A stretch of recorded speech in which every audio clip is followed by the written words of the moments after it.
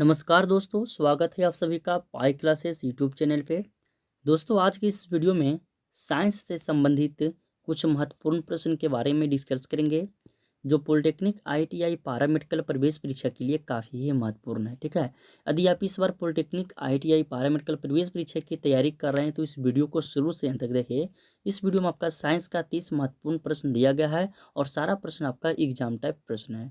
तो आप इस वीडियो को शुरू से अंत तक देखें और सारे प्रश्न को याद रखें। ठीक है, और हमें कमेंट कर बताएं कि आपको पहले से कितना याद था। तो चलिए वीडियो को शुरू करते हैं। जल्दी से इस वीडियो को लाइक कर दीजिए। चैनल पर पहली बार आए हैं तो चैनल को भी सब्सक्राइब कर लीजिए। देखिए, पहला क्वेश्चन क्या कर रहा है कि पिंड का त्वरण शून्य होगा यदि पिंड का चाल समय ग्राफ जो है वो ग्राफ समय अक्ष के लंबवत रेखा हो या समय अक्ष के समांतर रेखा हो। ऑप्शन सी है समय अक्ष से कोई कोण बनाती हुई रेखा सरल रेखा हो। ऑप्शन डी है एक वक्र रेखा हो। तो हम लोग जिस समय आपका मोशन में थ्योरी बताए थे तो उस समय बताए थे, यदि किसी वस्तु का दूरी समय ग्राफ समय अक्ष के समांतर एक सरल रेखा हो तो यह बतलाता है कि समय के साथ दूरी नहीं बढ़ रही है। ठीक है, अर्थात वस्तु की गति शून्य है या वस्तु विराम अवस्था में। ठीक है, तो इसका मतलब क्या हुआ कि जो आपका जो समय जो है वह किस अक्ष के यानी समय अक्ष के लंबवत रेखा या समय अक्ष के समांतर रेखा। तो इसमें बताया गया है कि पिंड का त्वरण शून्य होगा यदि पिंड का जो चाल का जो ग्राफ समय का जो ग्राफ है वह समय अक्ष के समांतर रेखा है, तब पिंड का त्वरण जो है वह शून्य होगा। ठीक है, तो इसका पहला का सही आंसर हो जाएगा ऑप्शन बी होगा। इसमें थ्योरी हम बताए हैं मोशन यदि पढ़े हैं तो आपको समझ में आ गया होगा। चलिए आ जाइए क्वेश्चन नंबर सेकेंड। देखिए दूसरा क्वेश्चन में पूछा गया है कि चाल समय ग्राफ के ढलान से ज्ञात करते हैं। ये भी देखिए हम मोशन में बताए हैं कि चाल समय ग्राफ के ढलान से किसका मान ज्ञात होता है, पिंड की चाल या पिंड द्वारा चली गई दूरी या पिंड का त्वरण या पिंड की गति की दिशा। तो क्वेश्चन नंबर 2 का सही आंसर ऑप्शन सी हो जाएगा। पिंड द्वारा चली गई दूरी जो है वह चाल समय ग्राफ के ढलान से ज्ञात होता है। ठीक है, इसका सही आंसर क्या हो जाएगा, सॉरी इसका सही आंसर पिंड का त्वरण होगा, पिंड द्वारा चली गई दूरी नहीं, पिंड का त्वरण ऑप्शन सी सही होगा। ठीक है, थोड़ा सा मिस्टेक हो गया। चाल समय ग्राफ के ढलान से किसका मान ज्ञात होता है, तो पिंड का त्वरण का मान ज्ञात होता है। चलिए आगे बढ़ जाइए क्वेश्चन नंबर 3। देखिए क्वेश्चन नंबर 3 में पूछा गया है कि सार्वधिक यानी कि सबसे ज्यादा तीव्र ध्वनि कौन उत्पन्न करता है। सबसे ज़्यादा तीव्र ध्वनि कौन उत्पन्न करता है। ऑप्शन के अनुसार यदि इसका बात किया जाए दोस्तों तो सबसे ज़्यादा हो जाएगा सायरन। सायरन का जो आपका है वो कितना डेसिबल ध्वनि उत्पन्न करता है, तो 150 डेसिबल ध्वनि उत्पन्न करता है। और मनुष्य जो है वह न्यूनतम कम से कम दोस्तों 35 से 40 डेसिबल का जो ध्वनि है वह आसानी से सुन सकता है। ठीक है, तो याद रखिएगा कि सायरन जो है ये कितना डेसिबल ध्वनि उत्पन्न करता है, तो 150 डेसिबल ध्वनि उत्पन्न करता है। ठीक है, ये सब आपका पूछेगा ऑब्जेक्टिव में। तो क्वेश्चन नंबर 3 का सही आंसर ऑप्शन ए हो जाएगा सायरन। चलिए आगे बढ़ जाइए क्वेश्चन नंबर 4। देखिए क्वेश्चन नंबर 4 पूछा गया है कि हीरा का अपवर्तनांक जो है वह कितना होगा। यह भी क्वेश्चन काफ़ी ही इंपॉर्टेंट प्रश्न है। तो सभी को पता होगा कि हीरा जो है यह कार्बन का एक अपरूप है और सबसे कठोर तत्व है, और इसका जो अपवर्तनांक होता है हीरा का वह 2.42 होता है। ठीक है, तो याद रखिएगा यह किसका अपरूप है और यह सबसे कठोर तत्व भी है। ठीक है, चलिए आगे बढ़ जाइए क्वेश्चन नंबर 5। देखिए पूछा गया क्वेश्चन नंबर 5 में कि हीरा का क्रांतिक कोण। तो ये 3 क्वेश्चन आप याद रखिएगा हीरा से।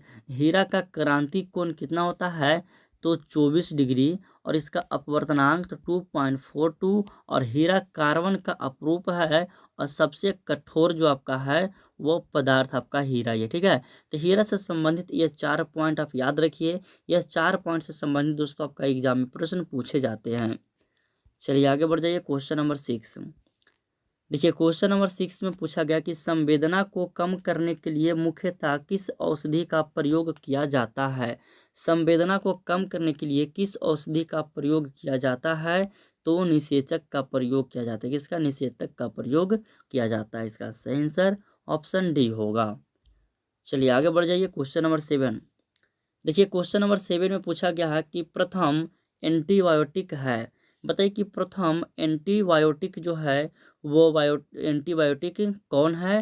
तो ऑप्शन ए है पेनिसिलिन, ऑप्शन बी है टेट्रासाइक्लिन, ऑप्शन सी है जेंटामाइसिन, ऑप्शन डी है इनमें से कोई नहीं।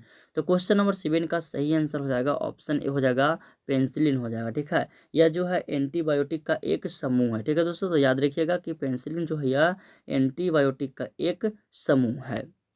चलिए आगे बढ़ जाइए, क्वेश्चन नंबर 8। देखिए क्वेश्चन नंबर 8 में क्या करा है कि कैलेमाइन किसका अयस्क है। क्वेश्चन नंबर 8 काफ़ी ही महत्वपूर्ण प्रश्न है। कैलेमाइल का रासायनिक सूत्र होता है दोस्तों ZnCO3।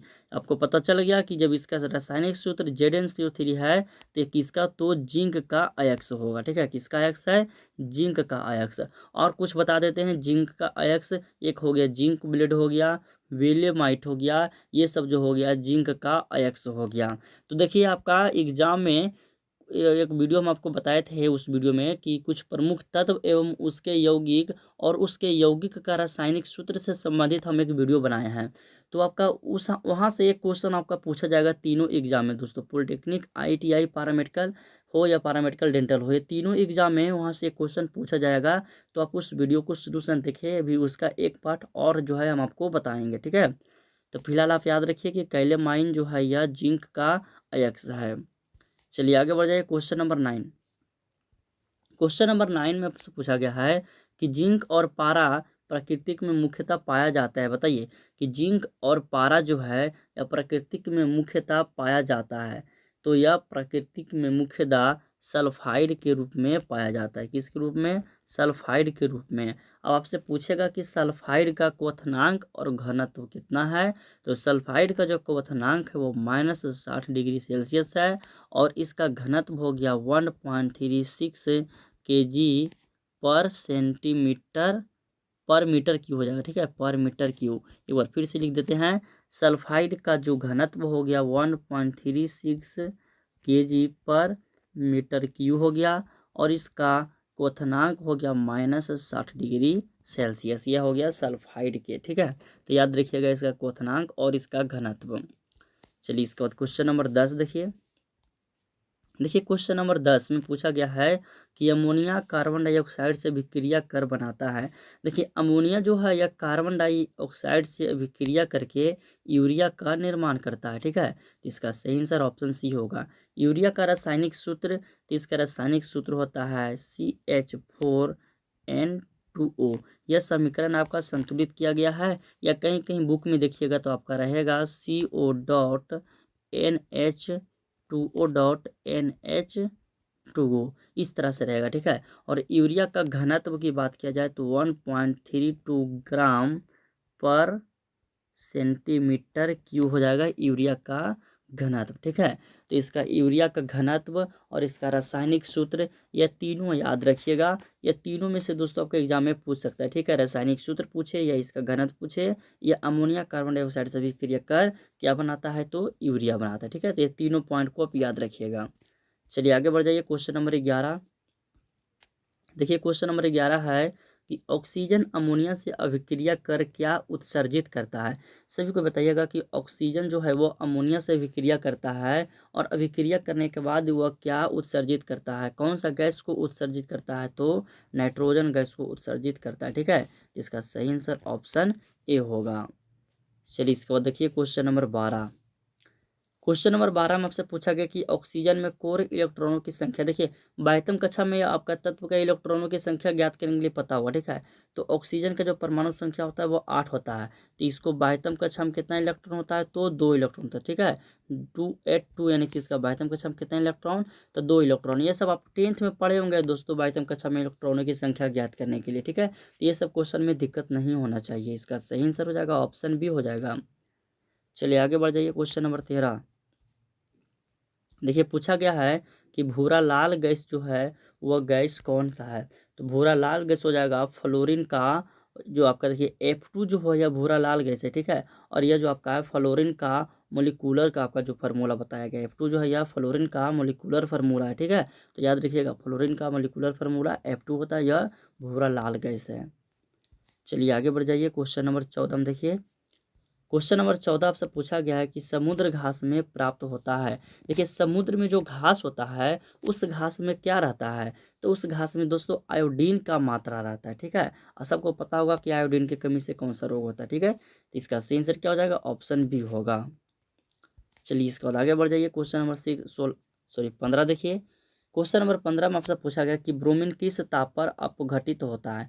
ब्रोमीन जो है यह किस ताप पर, कितना डिग्री टेम्परेचर पर अपघटित होता है, तो ब्रोमीन जो है यह 1000 डिग्री सेल्सियस पर अपघटित होता है। इसका सही आंसर क्या हो जाएगा, ऑप्शन डी होगा, 1000 डिग्री सेल्सियस।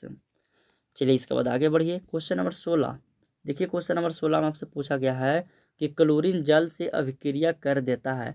पता है कि क्लोरीन जो है यह जल से अभिक्रिया करेगा, तो अभिक्रिया करने के बाद क्या बनाएगा, तो यह जो है हाइपोक्लोरस अम्ल बनाता है। और यह अम्ल का भी उपयोग उसी काम में है जो शरीर में हम लोग हाइड्रोक्लोरिक अम्ल का जो काम होता है, वही काम आपका जो है हाइपोक्लोरिक अम्ल का होता है। यह जो आपका होता है ना बैक्टीरिया वगैरह, उसको शरीर में जो है जो मारता है। ठीक है, तो इसका याद रखिएगा कि क्लोरीन जल से अभिक्रिया करके देता है तो हाइपोक्लोरस अम्ल देता है। चलिए आगे बढ़ जाइए। क्वेश्चन नंबर 17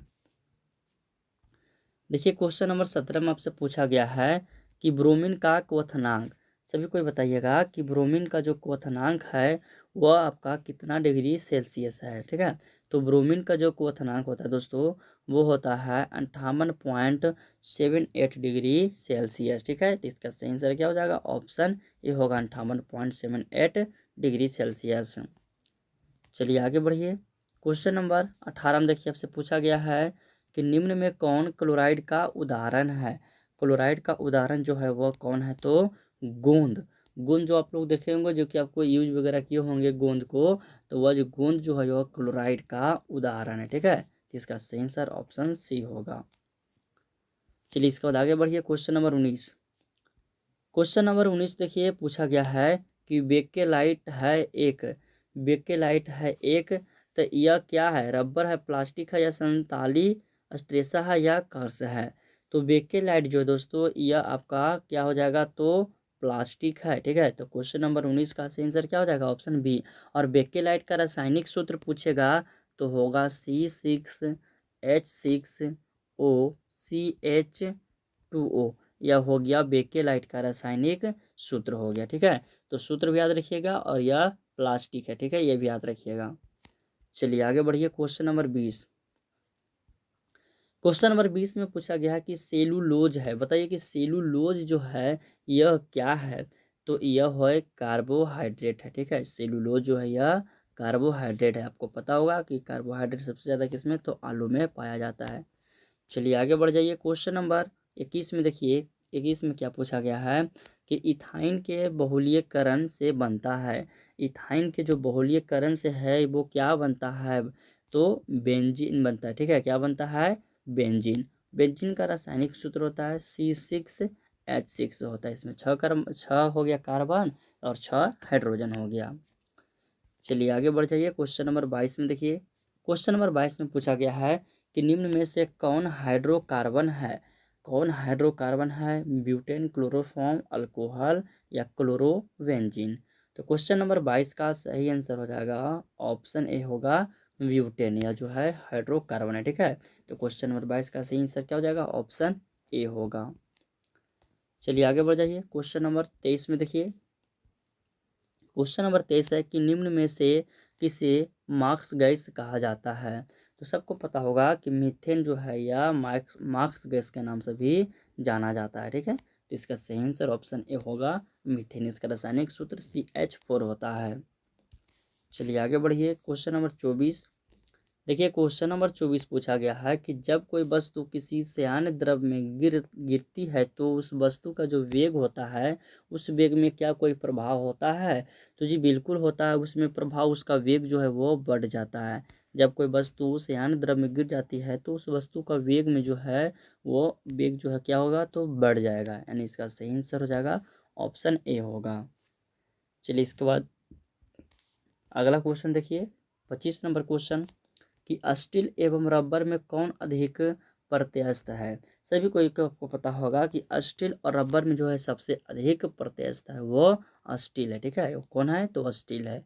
इसका सही आंसर हो जाएगा ऑप्शन ए। चलिए आगे बढ़िए। Question number 26। देखिए क्वेश्चन नंबर 26 पूछा गया कि जब सरल आवर्त गति करने वाला कण अपनी गति के अंत बिंदुओं से गुजरता है तो, ठीक है, जब सरल गति करने वाला कण है वह अपनी गति के अंत बिंदुओं से जब वो गुजरता है वह कण, तो उस कण में गतिज ऊर्जा शून्य होती है या त्वरण अधिक होती है या वेग शून्य होती है। तो अंत में जो बिंदुओं से जो गुजरता है तो उस कण में जो है गतिज ऊर्जा शून्य और त्वरण अधिक और वेग शून्य तीनों होता है, ठीक है, ये तीनों क्रिया होती है। तो इसका सही आंसर क्या हो जाएगा, ऑप्शन डी हो जाएगा, इनमें से सभी हो जाएगा। चलिए आगे बढ़ जाइए। Question number 27। देखिए क्वेश्चन नंबर 27, किसी स्थान पर कम आयाम के लिए सरल लोलक का आवर्तकाल उसकी प्रभावी लंबाई से, उसकी जो प्रभावी लंबाई है उस लंबाई से क्या होता है, वर्ग के या वर्गमूल के व्युत्क्रमानुपाती होता है या वर्गमूल के समानुपाती होता है। तो किसी स्थान पर कम आयाम के लिए जब सरल लोलक का जो आवर्तकाल है उसकी प्रभावी लंबाई से जो है दोस्तों वो होता है वर्गमूल के समानुपाती, ठीक है। इसका सही आंसर क्या होगा, ऑप्शन ए होगा, वर्गमूल के समानुपाती। चलिए इसके बाद आगे बढ़िए। क्वेश्चन नंबर 28 देखिए। क्वेश्चन नंबर 28 आपका ये IITI में पूछा गया प्रश्न है कि घड़ी में जो घंटा वाला सुई होता है, घंटा वाला सुई, उस सुई का आवर्तकाल कितना घंटा होता है, ठीक है। तो उस सुई का आवर्तकाल जो होता है वो 12 घंटा होता है, यानी कि इसका सही आंसर ऑप्शन डी होगा, 12 घंटा। चलिए आगे बढ़िए। Question number 29। देखिए क्वेश्चन नंबर 29 है कि कौन सी तरंग ठोस, द्रव तथा गैस सभी माध्यमों में उत्पन्न की जाती है। तो कौन सा तरंग जो है वह ठोस, द्रव और गैस ये तीनों माध्यम में उत्पन्न किया जा सकता है। तो अनुप्रस्थ तरंग जो है ये तीनों माध्यम में उत्पन्न किया जा सकता है। और आपसे पूछेगा कि विद्युत जो चुंबक तरंग है वह तरंग वह भी अनुप्रस्थ तरंग का ही उदाहरण है। तो आपसे पूछेगा कि निम्न में से कौन अनुप्रस्थ तरंग का उदाहरण है। ऑप्शन रहेगा विद्युत चुंबकीय तरंग, तो आपका सही हो जाएगा विद्युत चुंबकीय तरंग। चलिए आगे बढ़ जाइए। Question number 30। देखिए क्वेश्चन नंबर 30 में पूछा गया कि रक्त का थक्का जमने के लिए आवश्यक विटामिन होता है। ये भी क्वेश्चन काफ़ी ही महत्वपूर्ण प्रश्न है कि रक्त का थक्का जो है जमने के लिए जो आवश्यक विटामिन है वो विटामिन कौन सा विटामिन है। तो विटामिन के है, यानी कि इसका सही आंसर ऑप्शन सी होगा, विटामिन के। तो दोस्तों इसी तरह आज का वीडियो समाप्त करते हैं। इसका PDF डाउनलोड करना चाहते हैं तो लिंक आपका डिस्क्रिप्शन में दिया गया है, उस वेबसाइट के जरिए आप PDF डाउनलोड कर सकते हैं। वीडियो अच्छी लगे हो तो वीडियो को लाइक करिए। कोई भी क्वेश्चन में दिक्कत है तो आप हमें कमेंट कर बताएं, उस क्वेश्चन को हम डाउट क्लास में क्लियर कर देंगे, ठीक है। और इस वीडियो को अपने दोस्तों में शेयर करें और चैनल पर पहली बार आए हैं तो चैनल को भी सब्सक्राइब करके बेल आइकन को प्रेस कर दें, ताकि आपका इसी तरह का पॉलिटेक्निक IITI पैरामेडिकल का हर एक नए वीडियो का नोटिफिकेशन आपको समय से मिलता रहे। और दोस्तों यदि आप लोग लाइव क्लास करना चाहते हैं तो पाई क्लासेस 2.0 यूट्यूब चैनल को सब्सक्राइब कर ले।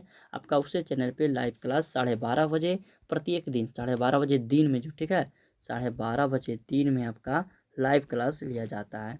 तो जो स्टूडेंट अभी तक उस चैनल को सब्सक्राइब नहीं किए उस चैनल को भी सब्सक्राइब कर लें, ठीक है दोस्तों। तो मिलते हैं अगले वीडियो में।